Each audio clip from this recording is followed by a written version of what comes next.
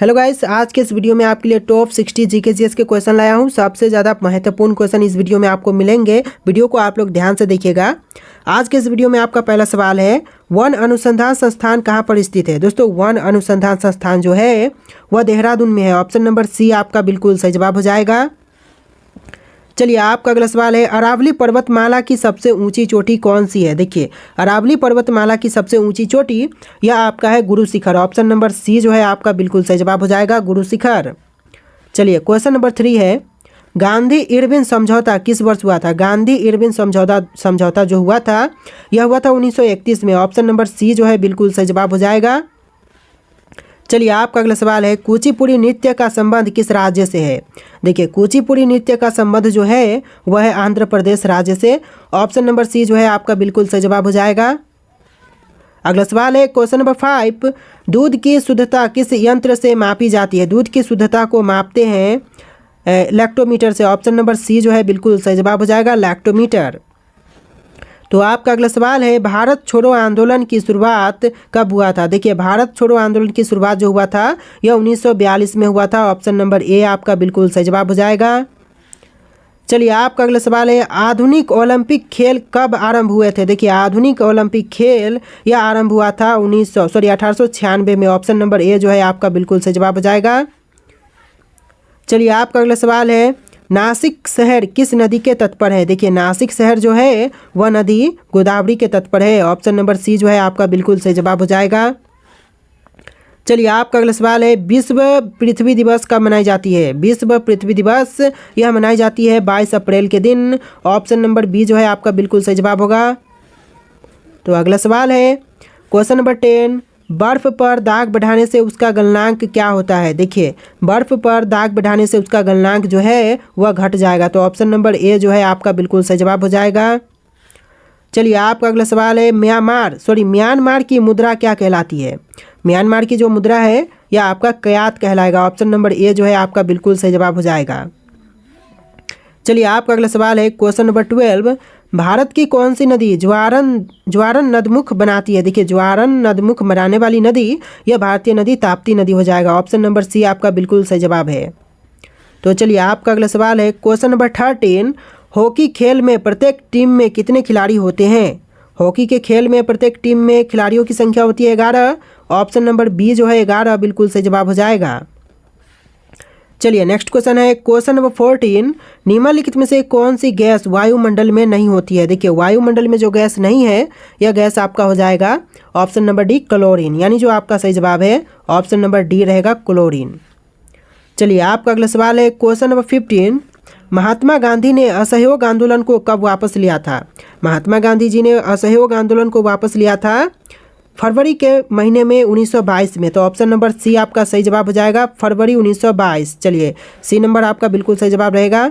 अगला सवाल है, क्वेश्चन नंबर 16, 1 किलोबाइट यानी केबी। देखिए, किलोबाइट जो है उसको शॉर्ट फॉर्म में केबी बोलते हैं। तो 1 किलोबाइट में कितनी बाइट होती है। देखिए, किलोबाइट जो है उसमें बाइट होती है, तो कितनी बाइट से 1 किलोबाइट बनती है। तो इसका जो सही जवाब है ऑप्शन नंबर सी रहेगा, 124 बाइट में 1 किलोबाइट बनती है। तो आपका जो सही जवाब है ऑप्शन नंबर सी रहेगा, 1 किलोबाइट में 124 बाइट होती है।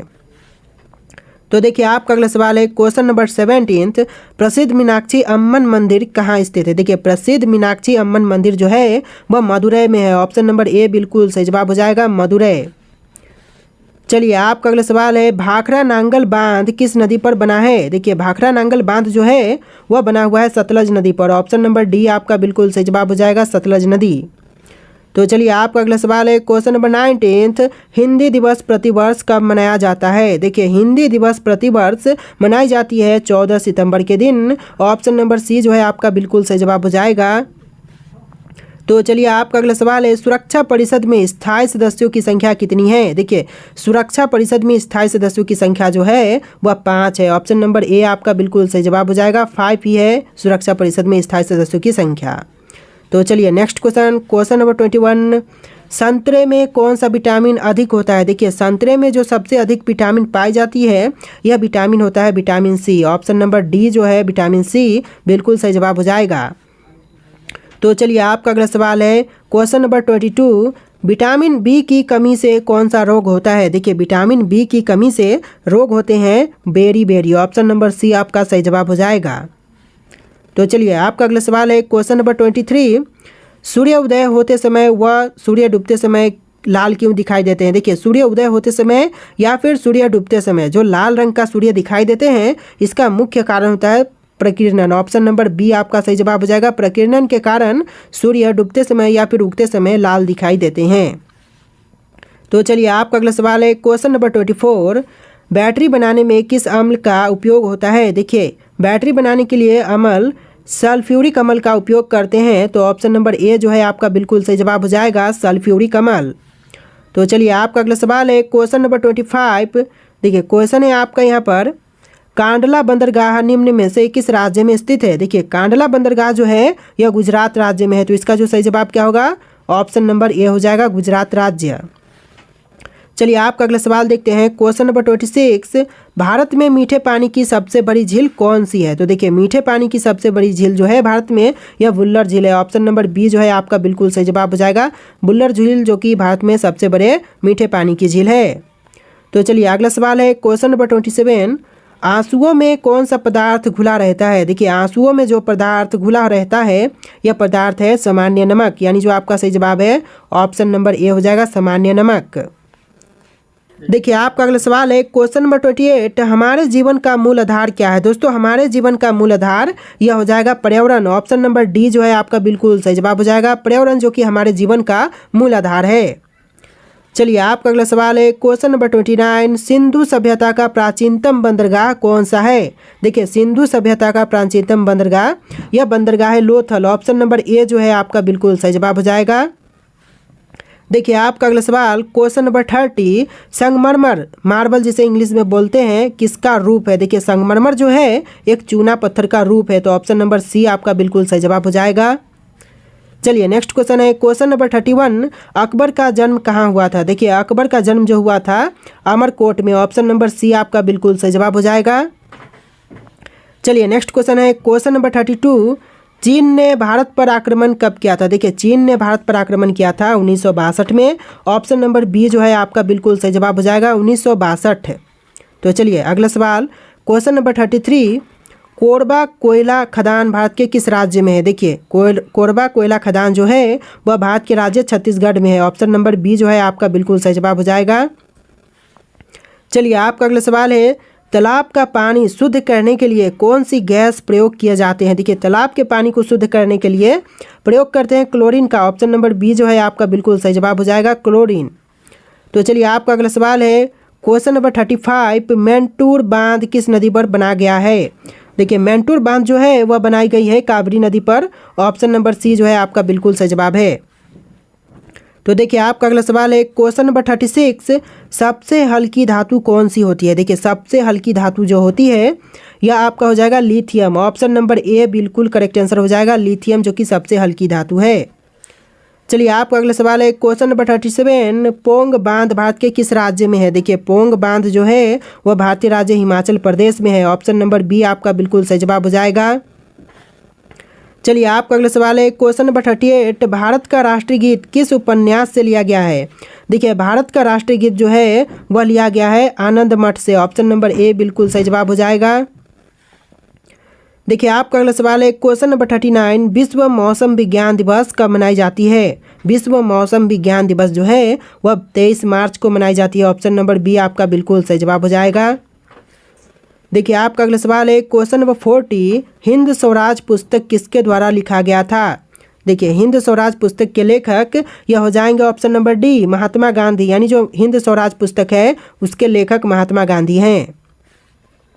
आपका अगला सवाल है क्वेश्चन नंबर 41। किस शहर का नाम बदलकर गुरुग्राम रख दिया गया है? देखिए कौन से शहर का नाम है जो कि बदल करके गुरुग्राम रखा गया है? तो यह शहर है गुड़गांव। ऑप्शन नंबर ए बिल्कुल सही जवाब हो जाएगा, गुड़गांव से उसे गुरुग्राम बना दिया गया। तो चलिए आपका अगला सवाल है क्वेश्चन नंबर 42। भारत में सबसे ज़्यादा तेलुगु भाषा कहाँ पर प्रचलित है? देखिए सबसे अधिक तेलुगु भाषा जो है वह बोली जाती है आंध्र प्रदेश में। तो जो सबसे ज़्यादा प्रचलित भाषा है तेलुगु वह आंध्र प्रदेश राज्य में।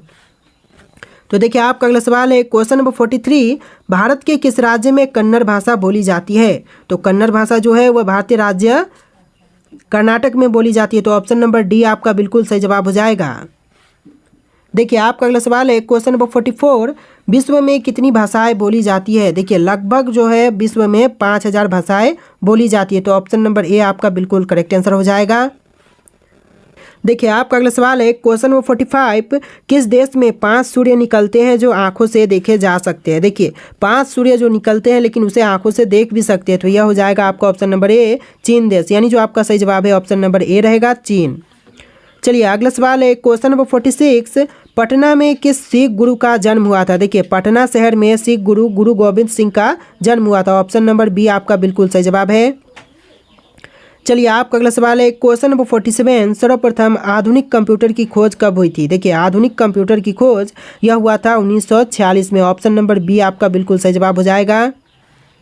आपका अगला सवाल है सुई चुभने पर किस अंग में दर्द नहीं होता है?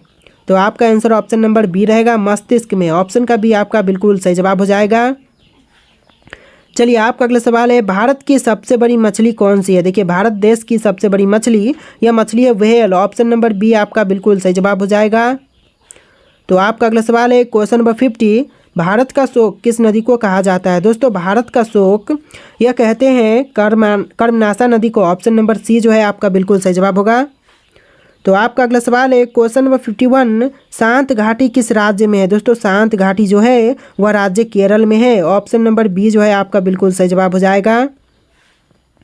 चलिए आपका अगला सवाल है फतेहपुर सिकरी का निर्माण किसने किया था? दोस्तों फतेहपुर सिकरी का निर्माण करने वाले ये आपके अकबर हैं। ऑप्शन नंबर बी जो है आपका बिल्कुल सही जवाब हो जाएगा। चलिए नेक्स्ट क्वेश्चन है क्वेश्चन नंबर 53, शांत घाटी किस राज्य में? क्वेश्चन रिपीट हो रहे हैं। ऑप्शन नंबर बी केरल आपका बिल्कुल सही जवाब हो जाएगा। चलिए नेक्स्ट क्वेश्चन है क्वेश्चन नंबर 54, गंगा नदी का संगम स्थान कौन सा है? देखिए गंगा नदी का संगम स्थान यह प्रयागराज है। ऑप्शन नंबर डी आपका बिल्कुल सही जवाब हो जाएगा। अगला सवाल है क्वेश्चन नंबर 55, भारत का सबसे पूर्वी राज्य कौन सा है? तो देखिए भारत का सबसे पूर्वी राज्य जो है वह है Arunachal Pradesh. Option number D आपका बिल्कुल सही जवाब हो जाएगा। चलिए आपका अगला सवाल है विजय विश्व तिरंगा प्यारा का नारा किसने दिया था? तो इसके नारा देने वाले ऑप्शन नंबर डी है श्यामलाल गुप्ता। ऑप्शन का डी आपका बिल्कुल सही जवाब हो जाएगा। देखिए आपका अगला सवाल है दादा साहब फाल्के पुरस्कार की शुरुआत कब हुई? तो इसकी शुरुआत हुआ था 1970 में। ऑप्शन नंबर डी आपका बिल्कुल सही जवाब है। तो चलिए नेक्स्ट क्वेश्चन है क्वेश्चन नंबर 58, एलिफेंटा की गुफाएं मुख्य रूप से किस वंश से संबंधित है? तो एलिफेंटा की गुफाएं जो है वह मुख्य रूप से राष्ट्रकूट से संबंधित है। ऑप्शन नंबर बी आपका बिल्कुल सही जवाब है। तो चलिए आपका अगला सवाल है भारत में थार मरुस्थल किस राज्य में है? दोस्तों थार मरुस्थल जो है वह राज्य राजस्थान में है। ऑप्शन नंबर सी आपका बिल्कुल सही जवाब है। देखिए आपका अगला सवाल है हीराकुंड बांध किस नदी पर निर्मित है? दोस्तों हीराकुंड बांध जो है कौन सी नदी पर है? आपके ऑप्शन है महानदी, गोदावरी, कावेरी, पेरियार। देखिए आपको चारों ऑप्शन में से राइट आंसर कमेंट करना है। और आज के इस वीडियो में इतने क्वेश्चन थे, आप लोग इसका राइट आंसर कमेंट कीजिएगा और इस वीडियो को लाइक करके चैनल को सब्सक्राइब कर लीजिएगा। चलिए फिर मिलते हैं एक नए वीडियो में।